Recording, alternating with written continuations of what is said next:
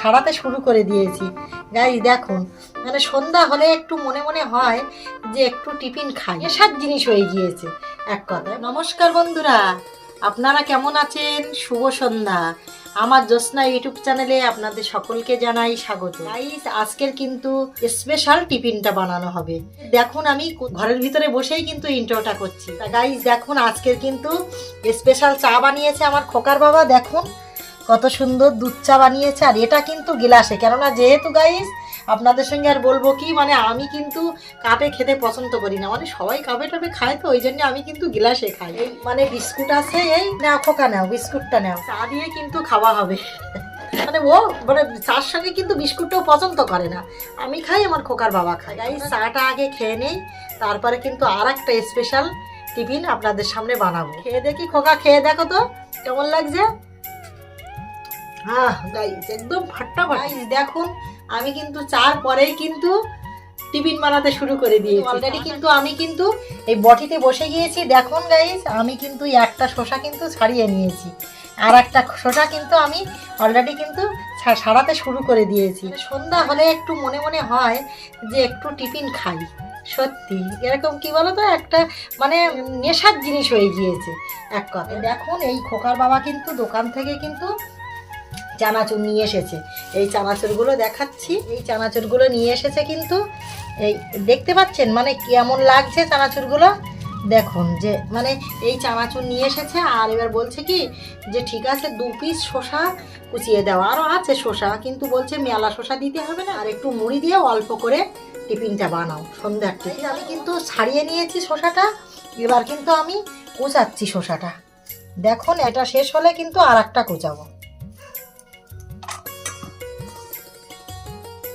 সন্ধ্যাবেলা মানে একটা কি বলুন তো, মানে একটা নেশা মতো হয়ে গিয়েছে যে একটু অল্প মাত্রায় কিছু খাই, তারপরেতে যে দেখা যাচ্ছে ভাত টাত হবে, এটা ওটা হবে।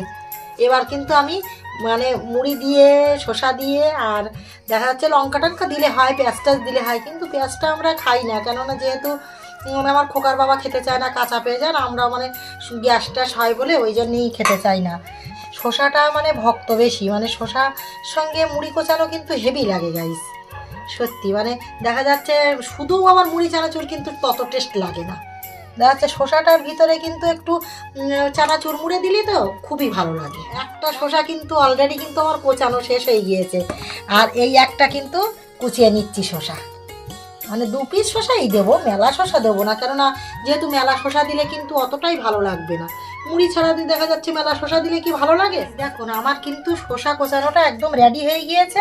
এবার কিন্তু আমি নিচে বসে পড়লাম, বটিটা রেখে দিয়েছি এক সাইডে।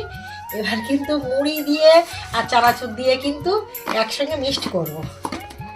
নেবো মেলা মুড়ি নেবো না, কেননা যেহেতু মেলা মুড়ি নিলে কিন্তু খাওয়ার লোক হবে না, অল্প করেই কিন্তু মুড়িটা নিয়েছি। আর দেখুন গাইস এই চানাচুরটা না অল্প মাত্রায় নিচ্ছি, মেলা নেব না। গাইস দেখুন আমি কিন্তু অলরেডি কিন্তু চানাচুর মুড়ি আর শসা কোচানো দিয়ে দিয়েছি, মিক্সড করবো ভালোভাবে। কিন্তু মিক্সড করার পরে আবার কিন্তু মেলা কিন্তু শসার সঙ্গে আবার মিক্সড করলে কিন্তু মুড়িগুলো একদম কিন্তু ভাতের মতো নরম হয়ে যায়, তখন কিন্তু আর তত টেস্ট লাগে না। অল্প মাত্রা। আমার খোকার বাবা আবার কী বলে জানেন, বলে কি শসা এক সাইডই থাক আর মুড়ি আর চানাচুর এক সাইডে মাখাও, ডিম ভাজা কি পেঁয়াজ কোচানো কি এটা ওটা দেবো তো মেলা কিছু সহ্য হয় না গাইস। ওই জন্য কিন্তু শর্টকাটের ভিতরেই কিন্তু টিফিনটা বানিয়ে দিলাম, আপনাদের সঙ্গে শেয়ার করলাম। টিফিনটা বানানো কেমন হয়েছে গাইস অবশ্যই কমেন্টে জানাবেন, চ্যানেলটিকে একটু সাবস্ক্রাইব করে নেবেন। যারা নতুন বন্ধু আছেন পরবর্তী ভিডিওয়ে অবশ্যই দেখা হবে।